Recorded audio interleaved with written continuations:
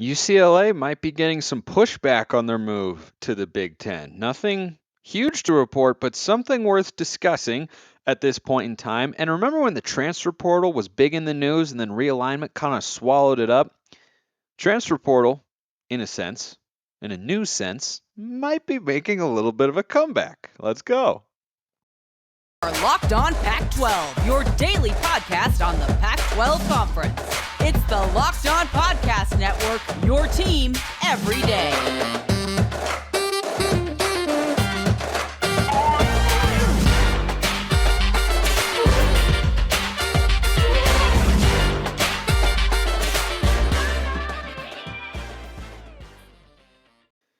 Welcome, everybody, to another episode of Locked On Pac-12. I'm your host, Spencer McLaughlin, D1 play-by-play broadcaster. Thanks for making this your first listen or your first view of the day if you're watching on YouTube, part of the Locked On Podcast Network, your number one source to stay up to date with all things related to the Conference of Champions, which is why you should like, comment, subscribe wherever you're listening to or watching the show. I appreciate the hundreds of you out there who have already done so on podcasts and on YouTube. The numbers are looking great. Best month ever so far here in the month of July. And plenty of people interested with conference realignment. That's helping, but all of you are making that happen. So thank you. Today's episode is brought to you by Bet Online. Bet Online has you covered this season with more props, odds, and lines than ever before. Bet Online, where the game starts.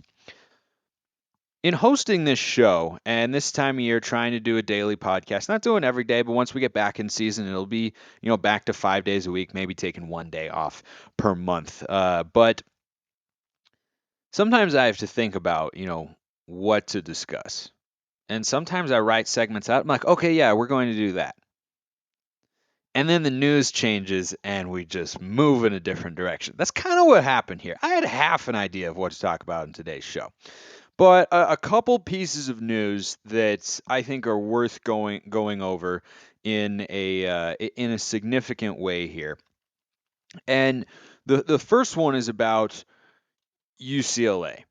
And so UCLA, there's a headline recently from Front Office Sports, which is a verified account on Twitter. Like, I've followed them for a while. They're not making this stuff up, and they've got links to actual stories and whatnot. That says the state of California might try to keep UCLA from leaving the Pac-12 to join the Big Ten.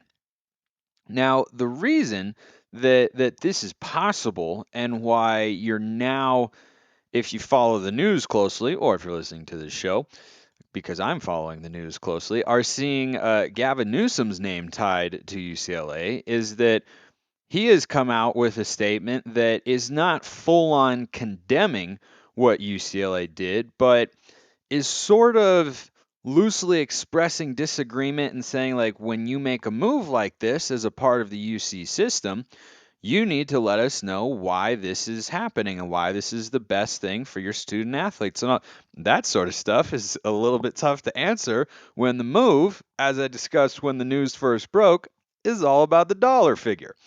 So, according to Front Office Sports, the state of California may try to keep UCLA in the Pac-12. I'm going to emphasize this in a big way because I'm not trying to provide clickbait out here. This is something worthy of discussion because it is a legitimate option being reported by people. However, these plans have not at this point in time, as I record this on Thursday afternoon, moved along, and it does not appear there's, a looming imminent threat or there's a 70% chance UCLA won't be able to leave. That's not happening. However, this is still worth following because of who is involved. According to Front Office Sports, the state of California may try to keep UCLA in the Pac-12. The school plans to leave the Big Ten in 2024, along with longtime rival USC, but didn't provide advance notice to the University of California Board of Regents, which governs the University of California school system. This is separate from USC. The UC Board of Regents, which is chaired by California Governor Gavin Newsom, said that the state is looking into legal action related to UCLA's departure.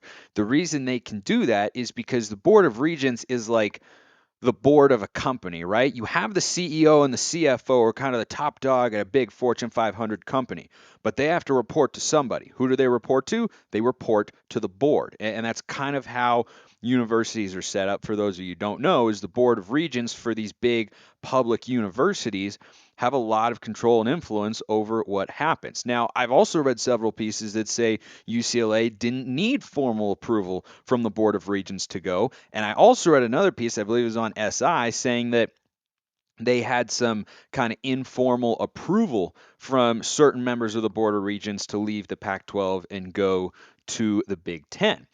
But Newsom said the state was investigating potential actions it could take within, quote, minutes of reading about UCLA leaving for the Big Ten in the newspaper. The Board of Regents plans to meet to discuss potential litigation and the possibility the board itself could be the subject of legal action due to UCLA's departure. This piece was on July 18th. I'm recording this on the 21st, so this was just within the last several days. I waited to bring it up here on the show because I saw, some people hinting at it, or it was kind of a rumor here and there. But when front office reported it, and then I think John Canzano, formerly of the Oregonian, tweeted something out about it, I said, okay, there's clearly something here. Again, it doesn't appear that this is, imminent, that it's right around the corner, that a week from now they could be, announcing that UCLA has been blocked from leaving the Pac-12 to go to the Big Ten. But I just bring this up to say this is worthy of keeping your eye on here, because when you've got politicians involved, everything can get way more complicated. And I guarantee you that they maybe didn't notify the Board of Regents, UCLA that is, that they were leaving, because some people on that committee might not have liked that a school that's been a part of the Pac conference since the 20th century would consider departing. And remember, the UC system has a number of schools in it, right? Because there's UCLA, of course, University of California, Los Angeles. Cal is actually a part of it. Some people might forget that because we don't refer to them as UC something, but they are UC Berkeley. But then there's UC Davis, there's UC Santa Barbara as well. It's a whole network of schools within the state of California that have, arrangements and agreements with regards to athletics and academic cooperation and competition as well on the sports field. And so they don't want to lose UCLA, understandably, because it's the biggest and most prominent of all the UC schools, and it's kind of your athletics flagship for the UC school system as a whole. Whether or not they're going to be able to, I'm going to leave that up to the lawyers. I'm not a lawyer. I don't have a law degree. I'm not currently talking to a lawyer.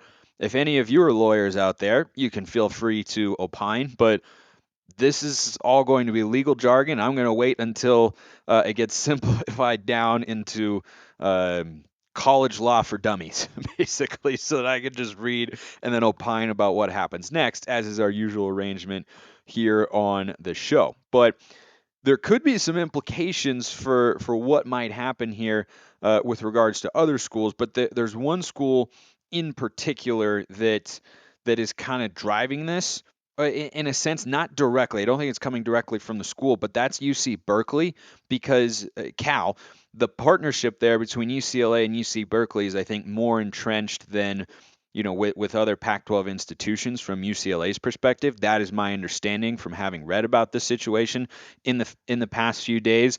And so that's a school that could be impacted the most because they're both part of the UC system. If you want to be part of a successful betting system you set up on your own time, you should go to Bet Online. It's the fastest and easiest way to check in on all your betting needs. Find all your favorite sports and events at the number one online source for odds, lines, and games. Find reviews and news of every league, including Major League Baseball. Go Mariners, by the way. I've been doing that the entire time I've been hosting the show, and I see Major League Baseball on there. The M's, my beloved team in Seattle, 14 straight.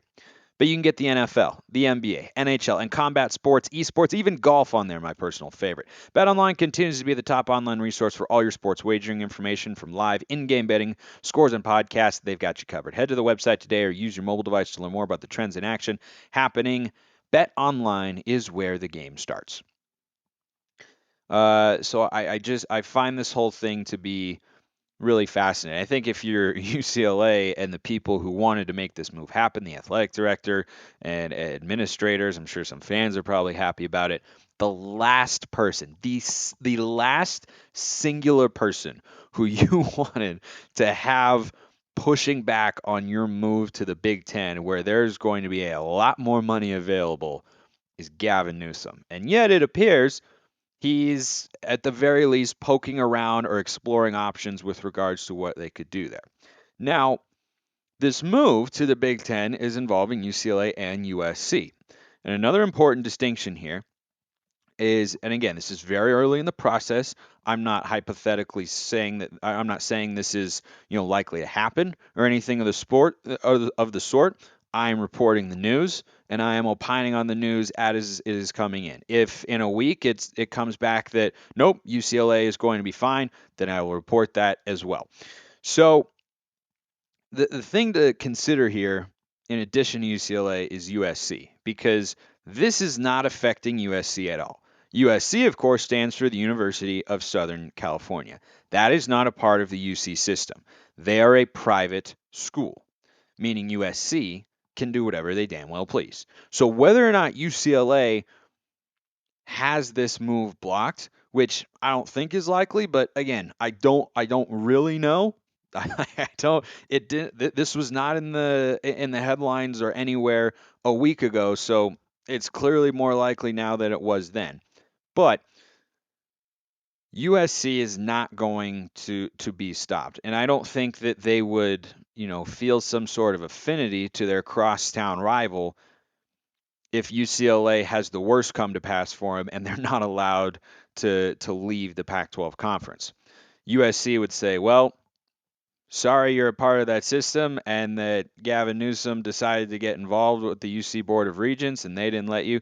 USC would say sorry, but also see you later. We're going to the Big Ten. There's no reason. I mean, USC would rather have UCLA come because they want to have the entire LA TV market, right, coming to their conference. That's the whole appeal of the move. But if UCLA were told that they're not allowed to, then USC is still going to go, because I don't think that that's something that's going to make them say, oh well, maybe we don't want to go to the Big Ten. Like, no, there's still more money in the Big Ten. It's still a stronger overall football conference to compete in than the Pac-12. But we're going to be following the law here just a little bit on the show and see what the legal ramifications could be there with regards to the Board of Regents. But that's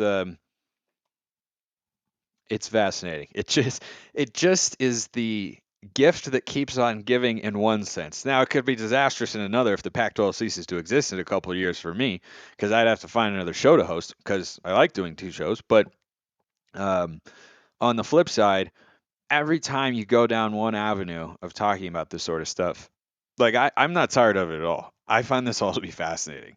Every time you go down and explore one potential scenario, it makes you think of like three more, and then it's fascinating. I find it to be really, really interesting. I had someone send me a message the other day about, hey, like I want to ask a question about realignment, but I know you're probably tired of it by now. No, I'm not. Ask me all the questions that you want. I'm totally here for it. Let's move to big piece of news number 2 today, and that's the transfer portal. Now, the transfer portal. Let me pull up. Let me pull up the piece here, because there's some important snippets there. But apparently, the NCAA Division I Council announced on a Wednesday, that was July 20th, so 2 days prior to when this episode is dropping. The NCAA Division I Council endorsed a number of proposals that could alter how the transfer portal operates. Under the new proposals, athletes would be allowed to transfer more than once without sitting out a year. However, they could only do so within 2 separate windows, one at the end of the season and one in the spring. Those are the big takeaways. You can go read about the rest of it, but essentially, those are the big components here with regard to this headline. And again, really want to emphasize this. It's very, very important before you go tweeting or texting your friends or anything of the sorts. They have endorsed the idea. This is not an official rule. Those are very, very different things. It has to go through other committees and a formal approval process before it becomes a real, on the books NCAA bylaw that takes effect and has an impact on how college athletics works. But we've seen these big changes within the transfer portal where you've got more kids in the portal than ever with a one-time freebie. But what this would do, if it did come to fruition, would allow kids to transfer without having to sit out a year more than once, and getting rid of what the NCAA referred to in its official statement as the blanket rule, prohibiting multiple transfers. Essentially, I think it would have an impact, certainly, and basically what you would have then is free agency. But even more, like, you kind of already have that, but this would literally be nonstop free agency. And some people might say, well, it's just the continuing professionalization of sports if this came to pass. Yes and no. The difference is that in professional sports, you can trade a player, and a player cannot just leave essentially without penalty anytime that he pleases. Now, the other side of this rule I want to talk about for a sec, I think is actually a good thing, or it would be a good thing. This is still all in the early stages, hasn't officially been passed yet. But the other side of it, I think, would be good, saying, look, if you're going to transfer, you're allowed to do that, and I think kids should have the freedom to do that, though not quite as high on unlimited transfers and whatnot. But that's a little bit of a different conversation. But what they're also saying in this rule, the other part of it is you can only do it during these certain windows in the year, and that I think is a good idea. I'm not a fan of guys transferring away from their schools in the middle of the year. And when people talk about empowering players and giving them the freedom and ability to do this, one thing that's often brought up in those conversations is, well, coaches can do this. Coaches get paid a bunch of money, so kids should be able to be paid a bunch of money. Kids and coaches are two different people. Like, I'm not going to treat them the exact same because they're in different positions, and what I see as being best for the overall sport is not going to broadly apply to two completely different groups of people there. So with regards to leaving whenever you want, coaches leave before bowl games, sure. But do coaches leave in the middle of the season? Not that I can remember. Before bowl game? Yep. Happens all the time because the NCAA introduced the early signing period, so you have to get out of your school. Like, I think they should do away with that. I think you should just have the one signing day, and look, it helps you generate some recruiting headlines during December. Okay, but do you really need that? I mean, it's December. Football is dominant at that point in time, other than the NBA on Christmas Day, right? Everything else is football, and basketball doesn't take over until February, when the end of college basketball's regular season starts to build the anticipation for conference tournaments and then March Madness and such. So I just don't see it as being super needed, and so I would like to see them go to just one conference signing day, the national signing day in February, but bringing it back to the transfer portal here, coaches leave before bowl games, but they don't leave typically in the middle of a season. And I don't like the idea of players doing that either. And the reason that this is not just, the continuing professionalization of sports in a sense, is because in the middle of a season at the professional level, right, the way you'd still have a distinction here between the college and the pro game is that in the middle of a season, sometimes guys get cut. But that's not really a thing unless there are off the field issues and someone is dismissed from a program. You don't really have that happening in college football, and I don't want to see that happen. And so I just, the idea of leaving in the middle of a season and bailing on your teammates at that point in time, no matter what sort of player you are, I don't like that. So bringing up the two windows and saying there's a time, right after the two windows that they're looking at for allowing players to transfer are right after the season and then during the spring. And those are the windows where you can enter the transfer portal, explore your options, decide what you want to do. I don't think that's the most ridiculous thing in the world. I think that's actually a pretty good idea so that you don't have guys, saying like, oh, I'm going to transfer away from this program in the middle of the season. I think that takes away a potential opportunity that might come about that they can't foresee at that point in time. And just the overall camaraderie that exists in college football. I don't like transfers in the middle of the season, so I'd be okay with that.